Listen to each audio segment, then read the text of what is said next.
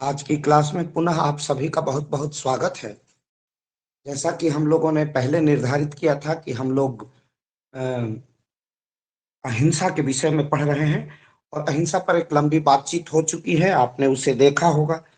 College में उस समय मुझे बहुत ज्यादा समय लग जा रहा है, इसलिए मैं चाह के भी किसी का पीडीएफ नहीं देख पा रहा हूँ। और शादियों का मौसम है तो इधर उधर भी यात्रा करनी पड़ती है। तो हम लोग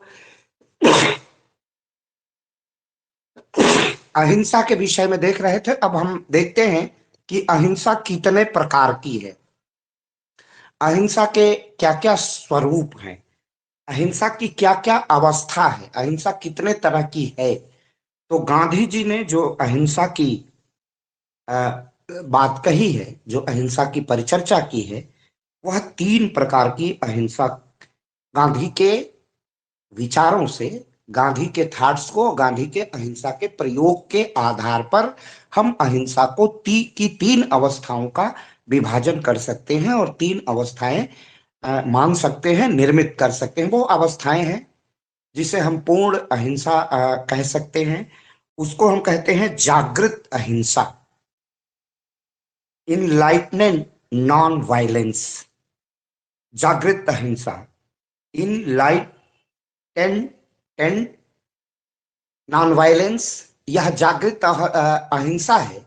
जागृत अहिंसा यह अपेक्षा करती है कि जब कोई व्यक्ति पूर्ण रूप से, आत्मा से, मन से, हृदय से, कृत्रिम तरीके से नहीं, आर्टिफिशियल तरीके से नहीं, अहिंसा का पूर्ण रूप से जब वह स्वीकार कर लेता है, अहिंसा को पूर्ण रूपेण वह स्वीकार कर लेता है, तो इस प्रकार की अहिंसा जागृत अहिंसा कहलाती है। मैंने उसमें कोई कृत्रिमता नहीं, हमने किसी भय से, किसी डर से हमने अहिंसा को नहीं स्वीकार किया है। हमने अहिंसा को पूरे मन, वचन, कर्म से, पूरे पूरे विश्वास के साथ, पूरी दृढ़ता के साथ, किसी दबाव में नहीं, हमने जब अहिंसा को इस तरीके से स्वीकार किया है, तो यह अहिंसा जागृत अहिंसा कहलाती है। अल्टेन, ये नॉन वायलेंस है, अहिंसा है, बिल्कुल जागृत अवस्था है। चाहे कोई व्यक्ति, जब कोई व्यक्ति पूर्ण रूपेण अपनी आत्मा से, नैतिकता से निरपेक्ष होकर के यह निर्णय ले लेता है कि हमें किसी प्रकार की हिंसा नहीं करनी है, तो वह हिंसा जागृत अहिंसा कहलाती है।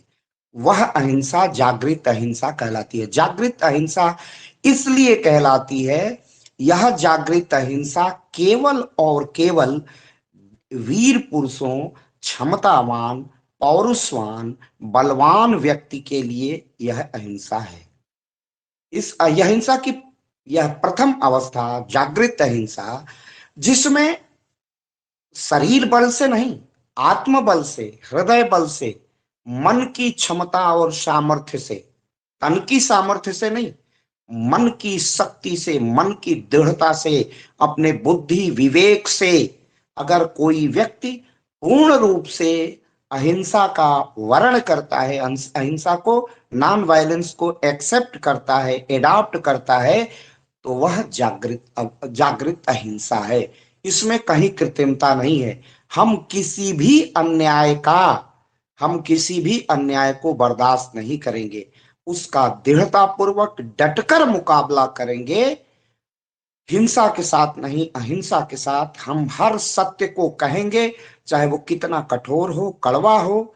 हम सत्य के साथ रहकर अपनी सारी शक्तियों का प्रयोग करेंगे, आत्मिक शक्तियों का, मानसिक शक्तियों का। हृदय से हम अहिंसा न करते हुए, हम वाणी से हिंसा, हम अस्त्र शस्त्र से हिंसा, किसी प्रकार के किसी प्रकार के हिंसा का परित्याग करते हुए, जब हम मन, वचन और कर्म से अहिंसा को स्वीकार कर लेते हैं और अन्याय का प्रतिरोध करते हैं, तो ऐसी अहिंसा जागृत अहिंसा है। और यह सदैव याद रखिए कि गांधी ने कहा, यह जागृत अहिंसा वीर पुरुषों की अहिंसा है। बलशाली शक्तिशाली की अहिंसा है। शक्तिशाली धन बल से, धन बल से, शरीर बल से, शस्त्र बल से नहीं, आत्मा की बल से, आत्म बल से, सच्चाई से, नैतिकता से, आत्मिकता से जो व्यक्ति मजबूत है, जो सत्य के रास्ते का अनुगमन करता है, अनुगमन करने वाला है, ऐसे व्यक्ति की अहिंसा ही जागृत अहिंसा कहलाती है। दूसरी अहिंसा गांधी की जो है वो है रीजनेबल नॉन वायलेंस। हम आवश्यकता पड़ी तो अहिंसक हो गए, आवश्यकता नहीं पड़ी तो हम हिंसक हो गए। मतलब तथ्य और परिस्थितियों के अनुसार हिंसा और अहिंसा में से किसी का वर्ण करना, यह रीजनेबल अहिंसा है।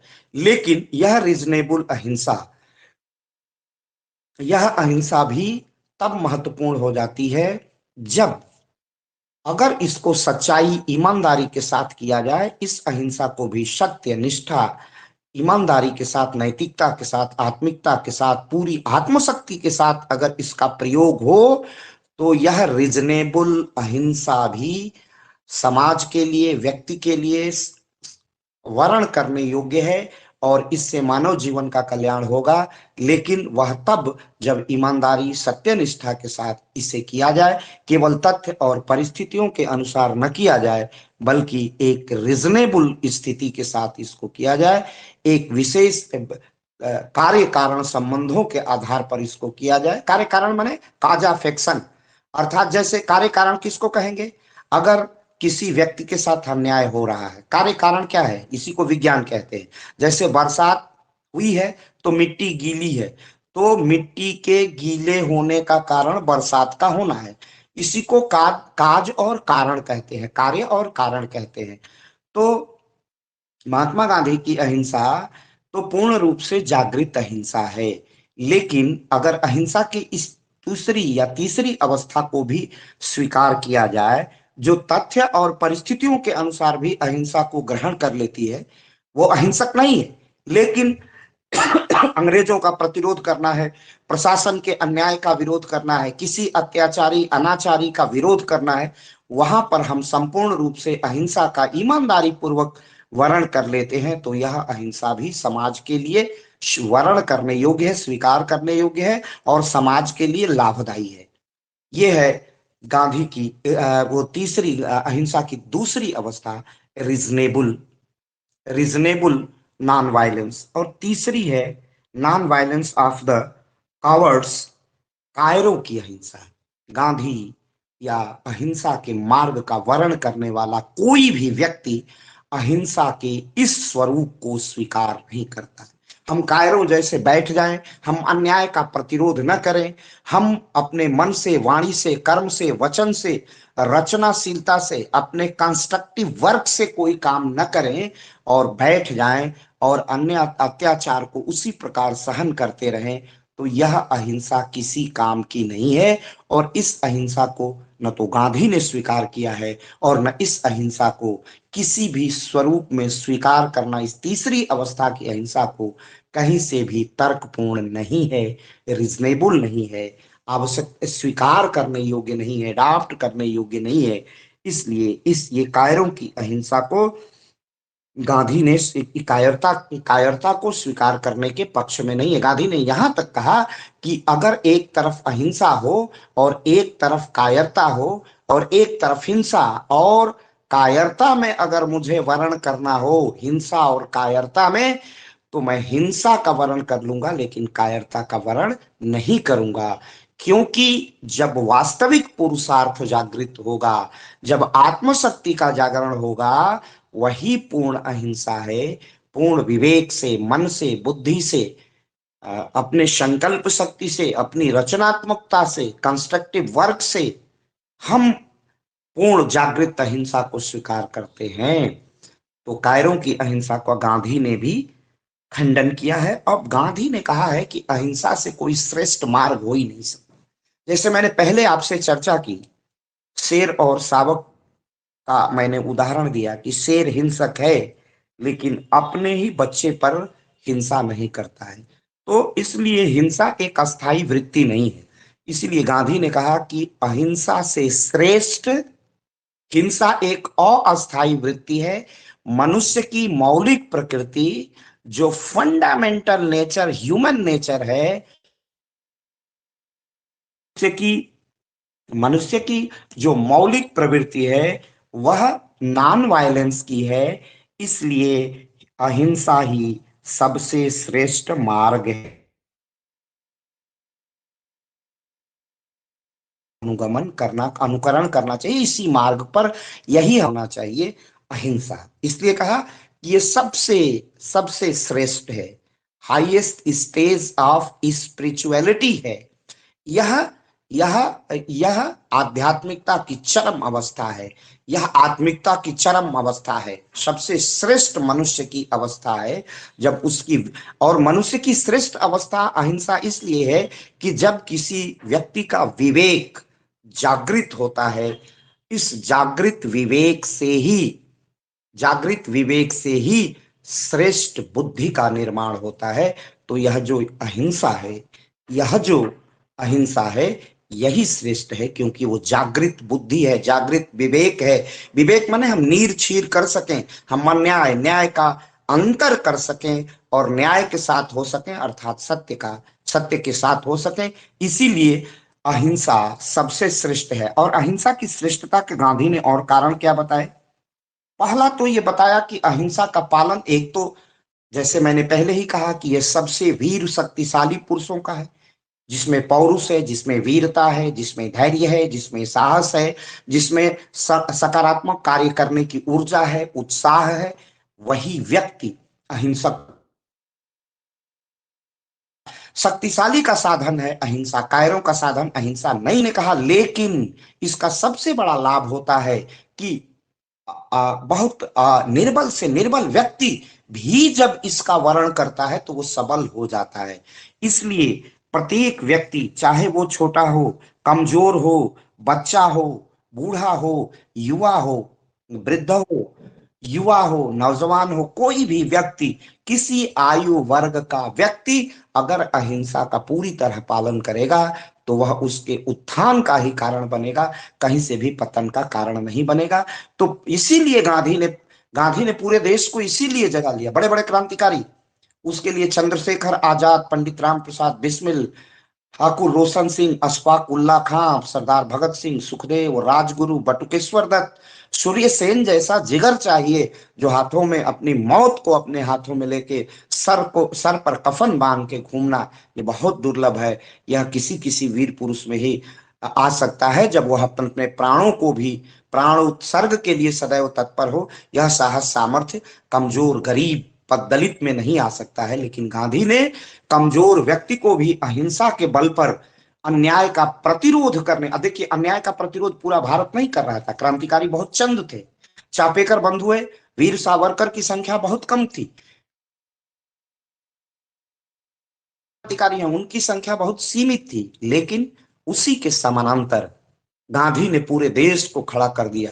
जिस अंग्रेजी सेना, जिस अंग्रेजी सिपाही के आगे पूरा गांव खाली हो जाता था, उसी गांव को अहिंसा के बल पर गांधी ने खड़ा कर दिया, संबल दे दिया, उनके लाठियों में, उनके पैरों में, उनके मस्तिष्क में ऊर्जा भर दी, उनके हाथों में उनके सीने चौड़े कर दिए, उनके मुंह से बाड़ी फूटने लगी। यही गांधी की सफलता थी कि गांधी ने निर्बल भारत के मस्तिष्क में सबलता का प्रवाह दिया, ऊर्जा का प्रवाह भर दिया था। यही गांधी की सफलता थी। तो अहिंसा कोई भी व्यक्ति अपना सकता है, वह वृद्ध हो, जवान हो, तरुण हो, शिशु हो, कोई भी, किसी आयु में, कमजोर हो, धनवान हो, कोई भी व्यक्ति इसका प्रयोग करके व्यक्तिगत जीवन में और सामाजिक जीवन का उत्थान कर सकता है। तो अहिंसा श्रेष्ठता का सबसे कारण है कि इसका कोई प्रयोग कर सकता है। दूसरा महत्वपूर्ण कारण है कि अहिंसा एक ऐसी प्रवृत्ति है, एक ऐसी वृत्ति है, एक ऐसा कॉन्सेप्ट है, एक ऐसी संकल्पना है जिसको कभी भी कंडेम नहीं किया जा सकता, कभी भी इसकी आलोचना नहीं की जा सकती। ये यूनिवर्सल है, ये सदैव चलने वाली क्रियाशीलता है, ये सदैव इसका जो कंसेप्ट है ये डायनेमिक कंसेप्ट है, इसकी जो संकल्पना है वो क्रियाशील संकल्पना है। एक डायनेमिक कंसेप्ट है। तो ये कभी असमाप्त होने वाला विचार है। इसे चाहे जिस युग में अपना ये राष्ट्र का, व्यक्ति का भला ही भला होने वाला है। इसमें कहीं से भी किसी का की हानि नहीं है, केवल और केवल लाभ ही लाभ है। तो इसलिए भी अहिंसा सबसे श्रेष्ठ है। तीसरा इसका एक कारण है कि अहिंसा आत्मा का बल है। ये शरीर का बल नहीं है, लाठियों का बल नहीं है, अस्त्र शस्त्र का बल नहीं है, आत्मा का बल है। और जिस व्यक्ति में आत्मबल आ जाता है वो दुनिया की किसी ताकत से डरता नहीं, दुनिया की किसी शक्ति के आगे अपना शीश नहीं झुकाता है। चाहे परमाणु बम की शक्ति हो, एटम बम की शक्ति हो, न्यूक्लियर बम की शक्ति हो, उसके आगे, उस आत्म शक्ति के आगे सारी शक्तियां निष्फल हो जाती हैं, निष्प्रयोज्य हो जाती हैं। इसलिए यह आत्मबल के आधार पर, आत्म जागरण करने के आधार पर हम अपने आत्मा का परिष्कार करते हैं, निरंतर मांजते हैं। आत्मा को निर्मल स्वच्छ बनाने का यह तरीका है। तो अहिंसा हमारे अंदर और बाहर दोनों के दुर्गुणों का विनाश करती है और सद्गुणों का, वर्चू का विकास करती है। हमको वर्चुअल बनाती है, सद्गुण से युक्त बनाती है, अच्छे गुणों से युक्त बनाती है, अच्छे कर्म की ओर प्रेरित करती है। इसलिए इस नाते भी अहिंसा ही सबसे श्रेष्ठ है, इस नाते भी। और हिंसा, हिंसा में सफलता और असफलता दोनों की संभावनाएं रहती हैं।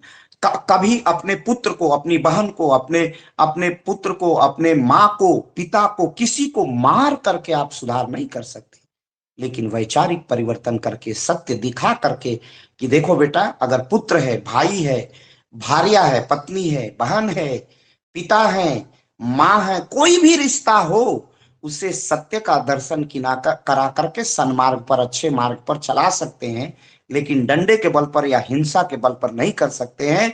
तो अहिंसा में सबसे बड़ी जो ताकत है, सबसे बड़ी जो शक्ति है, सबसे बड़ी जो सामर्थ्य है कि वह व्यक्ति का परिवर्तन एक तो बिना हिंसा के करती है और अस्थाई रूप से उसका इलाज करती है, उसका अस्थाई समाधान करती है, व्यक्ति के आत्म तत्व को जागृत कर देती है। व्यक्ति स्वयं को पहचान लेता है। तो स्वयं को पहचान लेगा, उसकी दृष्टि परिपक्व हो जाएगी, उसकी दृष्टि में गलत और सही का विवेक करने का निर्णय आ जाता है। इसलिए भी अहिंसा सबसे उपयुक्त तत्व है, सबसे उपयुक्त विचार है, सबसे उपयुक्त तथ्य है। इसलिए भी कहा गांधी ने कि अहिंसा को हमें स्वीकार कर लेना चाहिए। अहिंसा से कोई बड़ा धर्म, कोई बड़ा आचरण, कोई बड़ी संकल्पना, कोई बड़ा विचार, कोई बड़ी फिलॉसफी, कोई बड़ा दर्शन नहीं है। इसीलिए गांधी के संपूर्ण दर्शन का जो केंद्रीय विषय है, केंद्रीय प्रतिपाद्य विषय है, जो उसकी सेंट्रल आइडिया है, वह है अहिंसा अर्थात नॉन वायलेंस। गांधी की अहिंसा की महत्वपूर्ण विशेषताएं हैं। ये तो उसके, आपने अभी हमने लाभ को हम लोगों ने देखा है। उसकी विशेषताएं क्या क्या हैं? पहली विशेषता है कि अहिंसा का जो बहुत सामान्य अर्थ है कि किसी के प्रति हम घृणा न रखें, द्वेष न रखें, ईर्ष्या न रखें, किसी को मारे नहीं, किसी को अपशब्द नहीं करें। तो जब हम किसी के प्रति ईर्ष्या, द्वेष, घृणा नहीं रखते हैं, जब तीन ये सारी अच्छी चीजें हमारे अंदर आने लगती हैं, तो हमारा स्वयं का परिवर्तन होता है। और इस परिवर्तन की प्रक्रिया को देख करके दानव से दानव व्यक्ति भी परिवर्तन करने के लिए बाध्य हो जाता है। और इतिहास ऐसे उदाहरणों से भरे पड़े हैं। अंगुलीमाल जैसे भयानक डाकू को महात्मा गांधी ने क्या किया? सन्मार्ग पर ला दिया। वाल्मीकि जैसा लुटेरा विश्व का सबसे पहला कवि बन जाता है। सर, महात्मा ये गांधी की महात्मा बुद्ध। महात्मा बुद्ध, महात्मा, अरे यार थोड़ी सी गलती हो जाती है। हमारी गलतियों को ढूंढने की जगह पर उसको सुधार लो। हम बोलने के प्रवाह में हो जाता है। मैं आपके ज्ञान और विवेक का बहुत मान करता हूँ, गौरव करता हूँ। आपने बहुत उचित कहा है। तो ऐसी स्लिपिंग हो जाती है। हम भी व्यक्ति हैं, हम भी मनुष्य हैं, हम भी देवता नहीं है, सर्वज्ञ नहीं है। और आपके ज्ञान भाई मैं भी विद्यार्थी हूँ, जैसे बल हो सकता है आपका ज्ञान हर मामले में मुझसे श्रेष्ठ हो, और उस श्रेष्ठता की कामना भी मैं करूंगा कि मुझसे सदैव मेरा सर मेरा विद्यार्थी गलती श्रेष्ठ। ढूंढने का मतलब नहीं था। हाँ चलिए, आप जो भी हो, मैंने यही कहा कि ये स्लीपिंग है और उसको सामान्य विद्यार्थी सुधार के चलता है। ये तो सब जानते हैं, ये तो अनपढ़ व्यक्ति भी जानते हैं कि ऐसी परिकल्पना महात्मा बुद्ध ने की थी। तो ये तो साधारण सी बात है, अपने विद्यार्थी उसको स्वयं सुधार लेते हैं अपने जागृत मस्तिष्क से, अपने जागृत विवेक से। लेकिन सदैव अपने अध्यापक से भी तीक्ष्ण बुद्धि विद्यार्थी की होनी चाहिए, और इसी में अध्यापक की सफलता है। मैं सदैव अपने विद्यार्थी को अपने से तेजस्वी सदैव देखना चाहता हूं, और कदम कदम पर देखना चाहता हूं कि मेरे मस्तिष्क से तीव्र मस्तिष्क मेरे विद्यार्थी का हो। ये मैंने बहुत नैसर्गिक स्वाभाविक रूप से कहा है। और ये अहिंसा, गांधी की अहिंसा की सबसे बड़ी विशेषता है कि यह स्थूल नहीं है, लार्ज नहीं है, ये माइन्यूट है। कैसी है? माइन्यूट। जैसे जैसे आपने कहा, ये इस बात का उदाहरण है कि आप मेरी बातों को कितने ध्यान से और गंभीरता से सुन रहे हैं। इसका सबसे बड़ा प्रमाण है कि आप मेरे लेक्चर को, तो एक अध्यापक के रूप में मैं सफल हूं कि मेरा विद्यार्थी बिल्कुल सचिष्टता के साथ सुन रहा है। और यह बुद्धि की सूक्ष्मता है, मैं उसमें अप्रसन्न नहीं, बहुत प्रसन्न हूं कि मेरा विद्यार्थी बड़ी ध्यान से मेरी बातों को सुन रहा है। यह आपका, तुम कमी की बात क्या करोगे, मैं तो गदगद हूं, प्रसन्न हूं, आत्मा से प्रसन्न हूं कि कितने कितने ध्यान से ये हमारे विद्यार्थी सुन रहे हैं। तुम्हारे प्रति मेरा गौरव है बेटा, गौरव। ये व्यंग और ये शब्द ही नहीं है कि कितने ध्यान से तुम लोग कम्युनिकेट कर रहे हो उस छोटी सी बात को। और छोटी सी बात ये स्लिप करके भी निकली है और मेरा विद्यार्थी उसको सुधार दे रहा है, ये बहुत बड़ी बात है। तो ये इसीलिए आप अहिंसा को इसी तरह हम लोग समझे कि अहिंसा साधारण बात नहीं है। अहिंसा की जो सबसे बड़ी विशेषता होती है वह उसकी सूक्ष्मता, उसका माइन्यूट होना, उसकी जो एग्जिस्टिंग पोजीशन है वो माइन्यूट से भी माइन्यूट होने में अहिंसा हमारा हृदय परिवर्तन करने में सफल होता है। जैसे मान लो हम साधारण हैं, साधारण मनुष्य के रूप में, अब जब जब भी हम गलत काम करते हैं, मान लो विद्यार्थी हैं, तुम लोग स्टूडेंट हो, मेरे प्रिय छात्र हो, पढ़ने के लिए आए हो, 65-70 लोग ऐसे होते हैं जो इतनी जिज्ञासा से भरे होते हैं कि संध्या के 6 बजे बड़ी ध्यान अवस्था, एकदम बिल्कुल अपना माइंड एकदम कंसंट्रेशन में इसको सुनते हैं। यह क्या है? यही अहिंसा की वृत्ति। अहिंसा क्या है? चाहे जो भी हो जाए, मुझे अपने कर्तव्य, मुझे एक विद्यार्थी के रूप में, जब मेरा प्रोफेसर, मेरा आचार्य मुझे जब पढ़ाता है, मेरा अध्यापक, मेरा प्रोफेसर, मेरा शिक्षक, श्रद्धा के साथ मैं उनका एक एक शब्द शब्द सुनता हूं, यही अहिंसा है। तो अहिंसा हमारा हृदय। अब देखिए, हमारे में करीब हम लोगों में बीए थर्ड ईयर में सब प्रमोशन करने के बाद समझ लीजिए कि 350 400 बच्चे हैं, और 450 में हमारे बच्चे कितने पढ़ते हैं? सब में लगभग लगभग उनके नाम मुझे स्मरण हो गए, इतने ही पढ़ने आते हैं। तो ये क्या है? जिनका हृदय परिवर्तन हुआ है, जिनको अपने कर्तव्य का बोध और भान है, जिनको पढ़ने के प्रति रुचि है, ज्ञान के प्रति जिनकी प्यास है, ज्ञान की पिपासा है, ज्ञान की इच्छा है, वही हिंदी और अंग्रेजी माध्यम के बच्चे उपस्थित होते हैं। तो अहिंसा की यह जो वृत्ति है, अहिंसा माने कोई एक विशेष, बहुत व्यापक है। विद्यार्थी अपने पढ़ने के लिए, अपने जीवन के निर्माण के लिए, ज्ञान के लिए, ये तो मैं पढ़ा रहा हूं, आप पढ़ने आए हो ज्ञान के लिए, उसके साथ अपनी डिग्री लोगे इसके लिए, इसके बाद फिर नौकरी प्राप्त करोगे, तो नौकरी किसके लिए? अपनी अभिलाषा की पूर्ति के लिए, अपनी इच्छा की पूर्ति के लिए। लेकिन वह इच्छा पूर्ति किसके लिए? माता पिता जो खर्च कर रहे हैं, उनके बुढ़ापे की लाठी बनने के लिए, बहन की शादी के लिए, भाई के पढ़ाने के लिए, माँ के सेवा और सुशुरभा के लिए, पूरी कितनी आकांक्षाएं आप सबसे जुड़ी हुई हैं परिवार की, कितनी आशा के केंद्र हैं आप। तो एक साथ देखिए, एक विद्यार्थी के कर्तव्य के साथ, यही अहिंसा है। ये व्यापक है। जब आप अपने सत्य को स्वीकार कर लेते हो तो माता के प्रति, पिता के प्रति, शिक्षक के प्रति, पूर्वजों के प्रति, पूरे रिश्तेदारों के प्रति, गांव के प्रति, समाज के प्रति अनेकानेक कर्तव्यों का आप निर्वहन करते हैं, पालन करते हैं। तो ये अहिंसा की जो सबसे बड़ी विशेषता है कि यह सूक्ष्म है और व्यापक है। ये बात मेरी कम्युनिकेट हो रही है ना आप सबको? हेलो, जी सर। यस सर, यस बिल्कुल सर। समझ में आ रही है ना? मेरे कहने का अर्थ है बेटा कि यह जो अहिंसा है, यह अहिंसा हमारे आत्मा को, हमारे विवेक को इतना स्पंदित कर देता है, हमारी बुद्धि। मान लो कि हमने, जैसे एक चीज मैं समझा दूं, जैसे हम लोग अहिंसा का जब वर्णन करते हैं, अहिंसा माने सत्य का विचार, अहिंसा माने किसी अन्याय का विरोध। तो अन्याय अपने भी विरोध होता है और समाज के विरोध।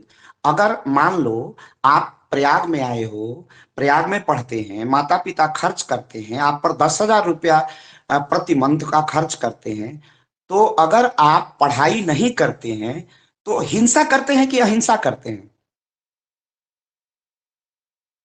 हिंसा सर। हिंसा करते हैं गुड, सर।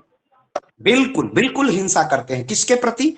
अपनी आत्मा के प्रति। अपनी आत्मा को मलिन कर देते हैं, अपना नैतिक पथ विचलन कर देते हैं, स्वयं के कर्तव्य से गिर जाते हैं। माता पिता के प्रति हिंसा करते हैं, भाई के प्रति हिंसा करते हैं।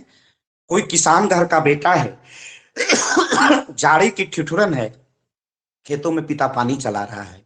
कोई पिता मजदूर है, आपके लिए प्रबंधन कर रहा है। तो ये सारी हिंसा हो रही है। इसीलिए हिंसा बहुत अहिंसा बहुत माइन्यूट है, अहिंसा बहुत सूक्ष्म है। आपके आपको कदम कदम पर बहुत सूक्ष्म है। कितने हम लोगों ने देखे, पिता के प्रति कर्तव्य, माता के प्रति कर्तव्य, भाई के प्रति कर्तव्य, दादाजी के प्रति, दादी जी के प्रति, बहन के प्रति, जितने बंधु बांधव हैं उनके प्रति, समाज के प्रति, कितने कितने कर्तव्य, गुरु के प्रति। हमारे ऋण से तो तुम उऋण ही नहीं होगे। पितृ ऋण, गुरु ऋण, मातृ ऋण, ऋषि ऋण, इनसे कहां कोई उऋण होता है। मैं मर भी जाऊंगा तो आपकी जिंदगी में मैं शब्द रूप में समाया रहूंगा। तो इन इन कितने ऋणों का एक अध्यापक, आप सोचो, कल के इसी में से पवन प्रजापति से लेकर के वो शिवम मिश्रा और कौन कौन इतने एसडीएम आईएएस बनेंगे। और ये जब मेरे सामने होंगे, एक अभी तो मेरा एक शिष्य आईएएस एलाइड है, 19-20 अभी सब इंस्पेक्टर हैं, करीब 2 ARTO हैं। आप कल्पना करिए, मैं ये सब मजाक में नहीं, आपकी प्रेरणा के लिए कहता हूं, मैं गाजियाबाद स्टेशन पर आ जाऊं, मेरे जो वहां तो मेरे इंस्पेक्टर 3 ही 4 हैं उधर तैनात हैं, लेकिन एक अर्चना वाजपेयी है, ARTO है, उसे केवल किसी सूत्र से पता चल जाए कि सर इस ट्रेन से जा रहे हैं, घर का कोई व्यक्ति, मेरे बंधु बांधव, मेरे चाचा जी ADM हैं गाजियाबाद, लेकिन उससे भी ज्यादा मुझे प्रसन्नता होती है जब मेरा शिष्य स्टेशन पर मेरे स्वागत के लिए, उससे मेरा कुछ नहीं बनता, मैं चाहता भी नहीं, लेकिन अगर कहीं खबर मिल जाए तो वो हृदय में क्या आह्लाद होता है कि मैंने इसको इंटरव्यू की तैयारी कराई थी, इसका निबंध तैयार करवाया था, कितनी बड़ी। उतना अपना पुत्र भी सम्मान, जी मेरा पुत्र ही मुझे जीवन में सम्मान नहीं करेगा जितना सम्मान मुझे आपसे मिलेगा। और एक शिक्षक के पास कोई पूंजी नहीं होती, वो उद्योगपति कतई नहीं होता है, लेकिन उसके पास एक पूंजी है जो भारत के किसी भी व्यक्ति के पास नहीं होती है, वो केवल शिक्षक के पास पूंजी होती है। वह पूंजी है हमारे विद्यार्थियों की, उससे बड़ा कोई धनी नहीं है। इसी में से कोई बने किसान, कोई पत्रकार, कोई प्रोफेसर, कोई IAS, कोई IPS, बड़े बड़े पदों से लेके छोटे छोटे पदों को सुशोभित करने वाला, एक बैंक से लेकर के कहीं, सब मेरे शिष्य बनेंगे। मैं उसी लिए इतनी शक्ति और आत्मा से पढ़ाता हूं। तो यही यही गांधी ने जो इस अहिंसा की बात कही है, वो उदाहरण भी इसीलिए दिया, वह अहिंसा की बात कही है कि यह वही वह व्यापकता। मैंने वो अर्चना वाजपेयी की बात कही, अर्चना वाजपेयी की बात कही, तो आपके हृदय में भी कर्तव्य के प्रति वह बोध जागृत होगा तो कहां आसमान की बुलंदियों का आप स्पर्श करोगे। इतना मैं पुत्र पुत्र से पराजित होने में पिता गर्व करता है, और शिष्य से पराजित होने में गुरु गर्व करता है। मेरा शिष्य मुझसे भी तेजस्वी हो, यही मैं कामना करता हूं, इसीलिए डांटता भी हूं, फटकारता भी हूं, एकदम जागृत। तो यही व्यापकता है। अहिंसा सूक्ष्म है और अत्यंत व्यापक है, इसकी पहली विशेषता हो गई। दूसरी विशेषता क्या हो गई अहिंसा की? यह अहिंसा कभी भी झूठ का, असत्य का संबल नहीं लेती है। और जब असत्य का अहिंसा, दूसरी विशेषता मैं पहली बता दिया सूक्ष्म और व्यापक, इसे आप लिख लेंगे। दूसरी विशेषता है, दूसरी विशेषता है, दूसरी इसकी विशेषता है कि दूसरी इसकी विशेषता है कि अभी असत्य का आचरण नहीं करता है। और असत्य का आचरण नहीं, असत्य का आचरण करेगा तो वो निरंतर इसकी अवनति होगी। असत्य का आचरण करेगा तो निरंतर अवनति होगी, सत्य का आचरण करेगा तो निरंतर प्रगति होगी। सभी मेरे विद्यार्थी, मैंने ये नहीं कहा कि पवन का नाम ले लेता हूं, पवन का लेखन मुझे अच्छा लगता है, शिवम की प्रति दिवस की एकाग्रता अच्छी लगती है, कर्तव्य पालन करना। लेकिन अभी एक बच्ची, पता नहीं क्या नाम है उसका, रोज क्लास में रहती है, मुझसे मिली भी थी आज कॉलेज परिसर में, आनंद सिंह, बहुत तेजस्वी विद्यार्थी है। जितने, मैंने केवल नाम के लिए नहीं, मेरे हर विद्यार्थी मुझे बहुत प्रिय है, विश्वजीत हो, आनंद हो, जितने नाम, चाहे वो प्रिया यादव हो, रत्नांक हो, जितने विद्यार्थी हैं, स्वप्निल हो, जो भी हैं, काजल हो, जो भी है, सभी विद्यार्थियों के प्रति मेरी, सचिन हो, रागिनी हो, सभी बच्चों के, अभिषेक, जितने मेरे नाम मैं याद हैं उनको ले रहा हूं, नहीं ले रहा हूं, लेकिन उतने ही मेरे प्रिय हैं। पर्टिकुलर मैंने नहीं कहा, मुझे हर विद्यार्थी में मुझे भविष्य का आईएएस दिखाई देता है। लेकिन अगर ये मेरे सारे विद्यार्थी अगर सत्य का आचरण करने लगे तो वह दिन दूर नहीं जब आप UPSC, Uttar Pradesh public service commission, union public और दुनिया के जितने पब्लिक माने भारत गणराज्य के आसपास के हैं हिंदी बेल्ट के, उसमें आपकी सफलता को कोई नहीं रोक सकता। मैं बहुत कम उम्र में अध्यापन शुरू किया, मेरे खुद के पढ़ाए कई बच्चे इस समय असिस्टेंट प्रोफेसर के रूप में काम कर रहे हैं। बीए में जिनको पढ़ाया था आज वो असिस्टेंट, आशुतोष सिंह है, कई बच्चे ऐसे हैं, एक बच्चा केंद्रीय एक जेएनयू में चला गया है। तो ऐसे कई लोग हैं जो काम कर रहे हैं। तो ये सब किस लिए? केवल असत्य का आचरण छोड़ा है और सत्य के आचरण को स्वीकार कर लिया है। और जिसने सत्य को जीवन में स्वीकार कर लिया, असत्य का परित्याग कर लिया, उसकी उन्नति ही उन्नति होनी है, अवनति कदापि नहीं होनी है। और सदैव आप हमसे भी तीक्ष्ण, कुशाग्र, बुद्धिमान, तेजस्वी और सत्य का आचरण करने वाला बनने का प्रयास करिए। तभी मेरे प्रति, अगर जो आप मेरे प्रति श्रद्धा रखते हो, सम्मान रखते हो, जो स्नेह रखते हो, तभी मेरी वास्तविक गुरु दक्षिणा प्राप्त होगी। उसी में है, एकदम सचेष्ट होकर इसी तरह जीवन में सत्य का। तो इसकी दूसरी विशेषता है कि यह अन्याय नहीं करता है, यह सदैव असत्य का आचरण नहीं करता है बल्कि सत्य का वर्ण करता है।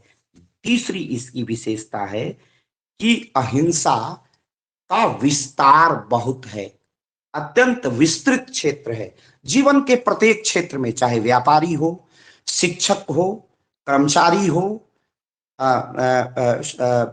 राजनेता हो, अगर कहीं भी अहिंसा को ठीक ढंग से जीवन के किसी क्षेत्र में, चाहे वो रिमोट के रिसेसिंग के क्षेत्र में काम कर रहा हो, चाहे वह आपदा प्रबंधन के रूप में, डिजास्टर मैनेजमेंट के रूप में, कहीं भी वो काम कर रहा है, सेवा के क्षेत्र में है, गांव का किसान है, खेत मजदूर है, जहां भी वह अहिंसा को अपनाता है वह क्षेत्र दुर्गुणों से दूर और सद्गुणों से भर जाता है।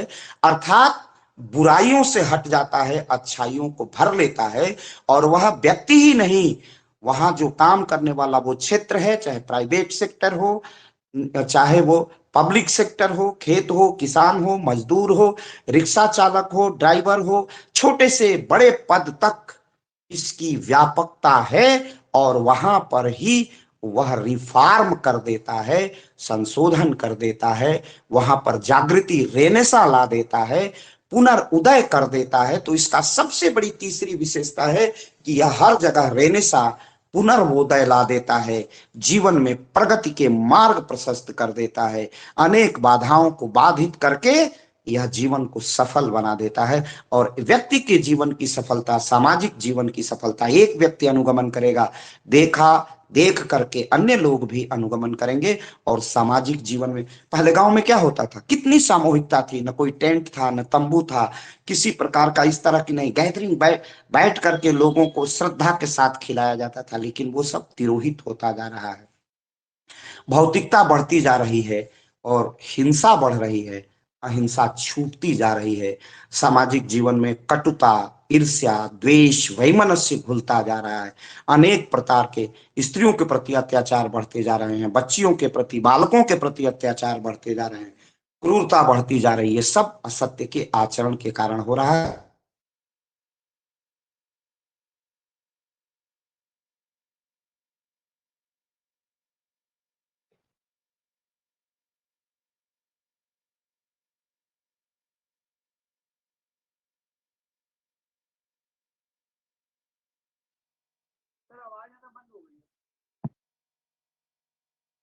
सर आवाज नहीं आ रही।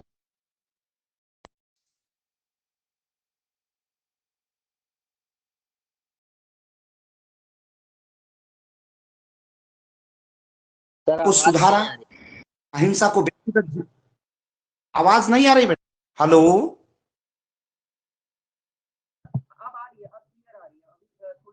अच्छा, आवाज नहीं पहुंच रही है? आ रही है सर, आ रही है। सर अभी अच्छा, आने अच्छा। लगी। अच्छा अच्छा, हाँ, तो कुछ बीच बीच में व्यवधान आया होगा।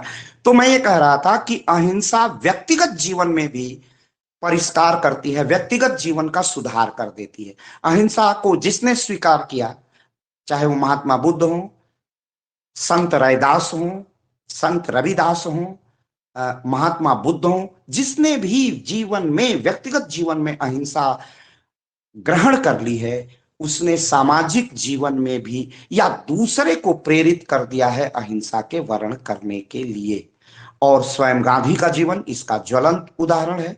और जैसे जितने अहिंसा के, ऐसे ही हमारे व्रती हैं। यह इस बात का प्रमाण है कि जिसने जीवन में अहिंसा का, चाहे जितने जैन धर्म के लोगों ने अहिंसा ग्रहण की है, उन्होंने उस जैन समाज के लोगों को हम नहीं देखते हैं कि उन पर किसी प्रकार का अभद्र, कि जैन समाज के लोग चोरी करते हों, जैन समाज के लोग गलत आचरण करते हों। जीवन में देख लीजिए, आप व्यक्तिगत जीवन में देख लीजिए, जहां जहां अधिकतम अहिंसा है, वहां वहां अधिकतम सफलता है। फिर अगर हम सामाजिक जीवन में अगर हम सामाजिक जीवन में अहिंसा का वर्ण करते हैं, सामाजिक जीवन में अहिंसा को अपनाते हैं, तो हमारा सामाजिक जीवन या सामूहिक जीवन अच्छा होने लगता है। अगर अगर एक कल्पना करिए, अगर अहिंसा को उत्तर प्रदेश के, बहुत छोटा सा उदाहरण देता हूं, आपके मस्तिष्क में वो तेजी से उदाहरण से सटीक बैठेगा।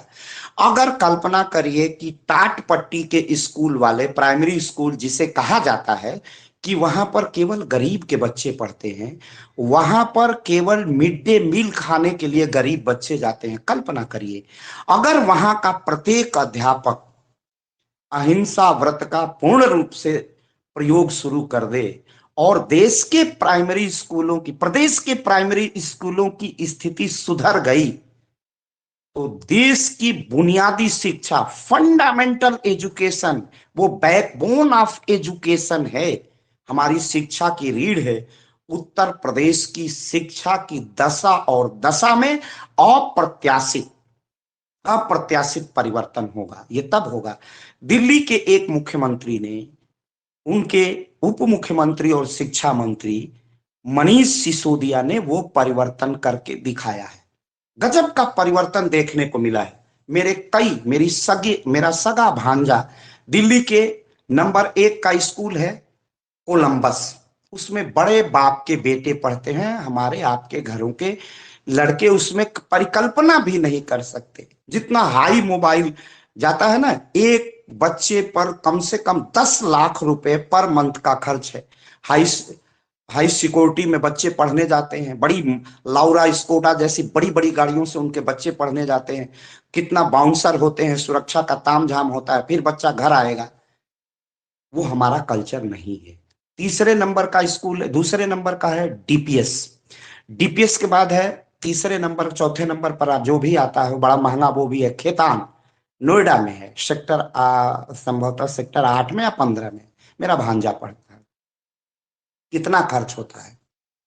और अब इनसे ज्यादा, मैं केवल उदाहरण ये बनने के लिए नहीं कर रहा हूं, अब दिल्ली के स्कूल जो सरकारी स्कूल हैं इनसे बहुत आगे निकल चुके हैं। और बड़े जो उच्च मध्यम वर्ग और मध्यम वर्ग की जो आईएएस हैं, मैं आईएएस की बात कर रहा हूं, उनकी अब इच्छा है कि मेरे बच्चे दिल्ली के सरकारी स्कूलों में पढ़े। 2 शिफ्ट में दिल्ली के स्कूल चलते हैं।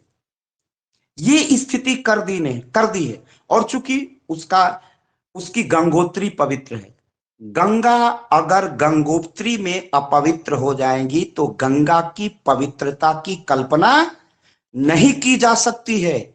और दिल्ली के सरकारी स्कूलों में जहां अध्यापकों की भर्ती होती है वो ट्रांसपेरेंट है, पारदर्शी है, किसी प्रकार की डिसऑनेस्टी नहीं है, ईमानदारी पूर्वक अच्छे शिक्षकों की भर्ती होती है। तो दिल्ली के स्कूल आज लाख लाख रुपए के स्कूलों से, करोड़ों रुपए के स्कूलों से कई गुना आगे निकल गए हैं। क्यों? क्योंकि दिल्ली के मुख्यमंत्री, दिल्ली की सरकार, आम आदमी पार्टी की सरकार ने एक निश्चय कर लिया कि आधारभूत संरचना के क्षेत्र में गरीब लोगों को आगे ले आना है। मैं उस दल का समर्थक नहीं हूं, वैचारिक रूप से भी उसका समर्थक नहीं, लेकिन जो सत्य है वो सत्य है। उन्होंने यह क्रांतिकारी परिवर्तन करके दिखा दिया है, यह परिवर्तन करके दिखाया है। यही थोड़ा सा परिवर्तन बिहार में नीतीश बाबू की सरकार लगातार करने का प्रयास कर रही है। लेकिन हम उत्तर प्रदेश में चाहे कोई भी सरकार हो, चेहरे बदले हैं, चरित्र उतना नहीं बदला है। अध्यापकों की भर्ती के केंद्र कैसे हैं, वह गंगोत्री ही अपवित्र है, तो फिर उस गंगा के पवित्रता की कल्पना नहीं की जा सकती। तो इसलिए दिल्ली के स्कूल आज भारत के श्रेष्ठ पब्लिक सेक्टर के स्कूल बन गए हैं, चाहे वो नीचे दर्जे के हो, चाहे 10+2 की स्थिति हो। बड़ी ही निर्णय का, बड़े बड़े लोग चाहते हैं कि मेरे बच्चे का एडमिशन यहाँ पर संभव हो जाए, क्योंकि वो कोलंबस को पीछे छोड़ चुके हैं, खेतान को पीछे छोड़ चुके हैं, डीपीएस को, और इसी तरह के जितने ये जो पाश्चात्य पद्धति के बड़े बड़े स्कूल हैं, इनको उन्होंने पीछे छोड़ दिया है। कॉन्वेंट की एजुकेशन पद्धति को, सिस्टम को पीछे छोड़ करके परचम लहराया है। तो ये अगर हो जाता तो यह अहिंसा सामाजिक जीवन का सुधार कर सकती है। तो अहिंसा का यही मैंने व्यक्तिगत जीवन आपने देख लिया, सामाजिक जीवन का परिवर्तन, और दिल्ली के पब्लिक स्कूल इसके श्रेष्ठ उदाहरण है, पब्लिक सेक्टर के, सरकारी क्षेत्र के। तो गांधी जी की अहिंसा की बड़ी इसकी अन्य विशेषता क्या? बड़ा व्यवहारिक है। व्यवहारिक इसलिए है कि हम जहां, जिस क्षण, जिस अवस्था में है, इसे स्वीकार कर सकते हैं, और जहां, जब से, जैसे जैसे तैसे उसे स्वीकार करते हैं, हमारी उन्नति का मार्ग प्रशस्त हो जाता है। तो गांधी के अहिंसा अत्यंत व्यवहारिक है, लचीली है, उदार है। इसे ईमानदारी से आप जहां स्वीकार करें। इसके लिए जरूरी नहीं है कि हम संत हों, इसके लिए जरूरी नहीं है कि हम अमीर हों, इसके लिए जरूरी नहीं है कि हम गरीब हों। जो भी मानव इसे स्वीकार करता है मनुष्य के रूप में, वह, उसमें मनुष्यता आने लगती है, और उससे जो राक्षस वृत्ति है, जो दुर्वृत्तियां हैं, जो उसका मैलाफाइड है, वो बाहर जाता है, और बोनाफाइड अंदर आता जाता है। उसका मैलाफाइड इंटेंशन समाप्त हो जाता है, बोनाफाइड इंटेंशन शुरू हो जाता है, उसकी बुरे विचार समाप्त हो जाते हैं, अच्छे विचार, गुडनेस आ जाता है, जिसकी परिकल्पना आपने एरिस्टोटल में की थी कि राज्य सद है, राज्य अच्छा है और अच्छे जीवन के लिए ही राज्य का अस्तित्व, इसकी जो एग्जिस्टिंग है वो अच्छे के लिए बनी हुई है। और गांधी इसीलिए अहिंसा को अत्यंत व्यवहारिक मानते थे। गांधी कहा करते थे कि भरण पोषण के लिए जितनी हिंसा करनी है उतनी ही अपने, जैसे मैंने कहा ना कि एक दिन भूखा है, बच्चे ने अन्न का दाना कहीं से चुरा के खा लिया, तो वो हिंसा नहीं है, वो चोरी भी नहीं है। तो अपने भरण पोषण के लिए जितनी हिंसा आवश्यक है उतना करता है। जैसे एक हिंसा करता है, वो पशुओं का वध करता है, जानवरों को काटता है, लोग मांस खाते हैं, लेकिन वो अपने जीविकोपार्जन के लिए इस धंधा को करता है। उसकी अस्थायी वृत्ति संभवतः ऐसा नहीं होगा, ऐसी नहीं होगी। संत रविदास, उनकी जो पत्नी थी वो बड़े संपन्न परिवार से थी, स्वयं वो जूतों की मरम्मत करके अपना जीवन यापन करते थे, और मीरा जैसी पारंगत विदुषी उनकी शिष्या बनते हैं। तो उनके गुरु के गुरुत्व को कितनी, गुरु के रूप में कितने श्रेष्ठ थे रविदास, इसकी कल्पना की जा सकती है। तो संत का वह भगवंत स्वरूप देखते बनता है, वह कैसे आया था? पूर्ण अहिंसा से ही आया था। तो इसे कोई भी व्यक्ति, कोई कार्य करने वाला व्यक्ति तो स्वीकार कर सकता है, और इससे अपने कर कोई भी व्यक्ति जब अहिंसा को वर्ण करता है तो उसमें पहली जो चीज जागृत होती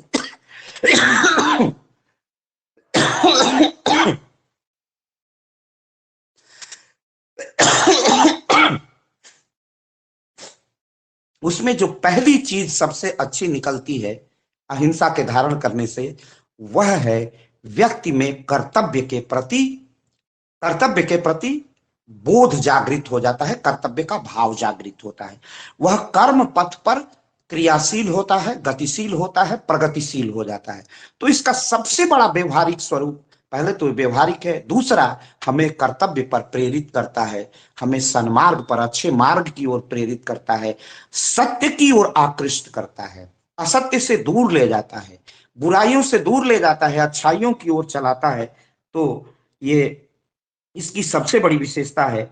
जिस व्यक्ति या प्राणी ने अहिंसा को ग्रहण कर लिया, वह समाज में तो स्थान पाए या ना पाए, अपने जीवन को सुधारता है और सामाजिक जीवन को भी सुधारने का प्रयास करता है, परिष्कार करता है। क्यों? क्योंकि उसे अपने प्रति कर्तव्य का भी ज्ञान है और दूसरे के प्रति कर्तव्य के प्रति भी ज्ञान है। इसलिए सामाजिक जीवन, राष्ट्रीय जीवन, अंतरराष्ट्रीय जीवन, विश्व बंधुत्व की परिकल्पना, विश्व को सजाने संवारने की परिकल्पना, विश्व के मंगल की परिकल्पना, विश्व के गुडनेस की, विश्व के वेलफेयर की, पूरे विश्व के कल्याण की भावना वहीं से निकलती है, जिसका जो सेंट्रल पॉइंट है, जिसका नाभिक है, वह है अहिंसा। इसीलिए गांधी ने अहिंसा को स्वीकार किया। गांधी के, चूंकि मैंने पहले ही बताया था, अब मैं अहिंसा के आखिरी चरण में हूं, कतिपय आधार पर गांधी के कि इस अहिंसा की वृत्ति की आलोचना भी की जाती है। कहा गया है कि भारत के तो धर्म में कहा गया है कि वैदिक हिंसा हिंसा न भवति, तो गांधी ने तो केवल और केवल अहिंसा का पाठ पढ़ाया है।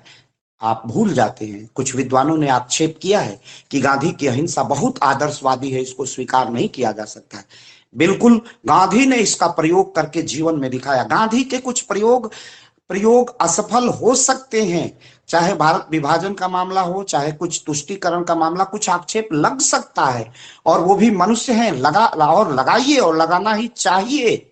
लेकिन एक चीज पर गांधी की आलोचना नहीं हो सकती, गांधी ने अपने पूरे जीवन में अहिंसा को कभी नहीं छोड़ा। उसकी कीमत गोलियां खाकर चुकाई, लेकिन गांधी ने अहिंसा नहीं छोड़ी। तभी गांधी तव माने भी, गांधी तव सत्य अहिंसा की धू धू के चिता जलती है, जिनके हित आया था स्वराज उन पे ही गोली चलती है। यही गांधी की अहिंसा है और यही गांधी के अहिंसा की सफलता थी, और उसकी अंततः गांधी की अहिंसा, गांधी सदैव अहिंसक बने रहे, अहिंसा का व्रत करते रहे, क्योंकि गांधी की इस अहिंसा की वृत्ति ने, सत्य के आचरण ने, अन्याय के विरोध ने ही गांधी को एक अपराजेय, कभी न हारने वाला सत्याग्रही बना दिया। आलोचना हो सकती है, लेकिन इन आलोचनाओं में कोई दम नहीं है। गांधी के कुछ कदमों की आलोचना हो सकती है कि गांधी ने ये कार्यक्रम बनाए, वो असफल रहे। गांधी नौवाखाली में गए तो वहां पर हिंदुओं की हत्या हुई, इस पर आलोचना हो सकती है, करिए, आलोचकों ने की भी है और की भी जानी चाहिए। परंतु गांधी ने कभी भी अहिंसा का अपने जीवन में परित्याग नहीं किया। उनका पूरा जीवन अहिंसा की एक अंतहीन कहानी है, अहिंसा का ही की साधना है, अहिंसा का ही संकल्प है, अहिंसा का ही व्रत है। क्योंकि गांधी इतने बड़े साम्राज्य के विरुद्ध एक अहिंसक युद्ध की उद्घोषणा करके भारत के स्वतंत्रता संग्राम को, स्वतंत्रता में जन संप्रभुता की प्राप्ति तक जारी रखते हैं और अंग्रेजों को विवश होकर भारत छोड़ना पड़ता है। और इसका मतलब ये नहीं मैं कह रहा हूं कि क्रांतिकारियों का कहीं पर भी योगदान नहीं था, उनका भी अविस्मरणीय योगदान है। लेकिन गांधी अपने सिद्धांतों पर प्रत्येक आलोचनाओं को स्वीकार करते हुए भी अटल थे। यही गांधी की अहिंसा का ज्वलंत रूप है। मेरे विद्यार्थियों,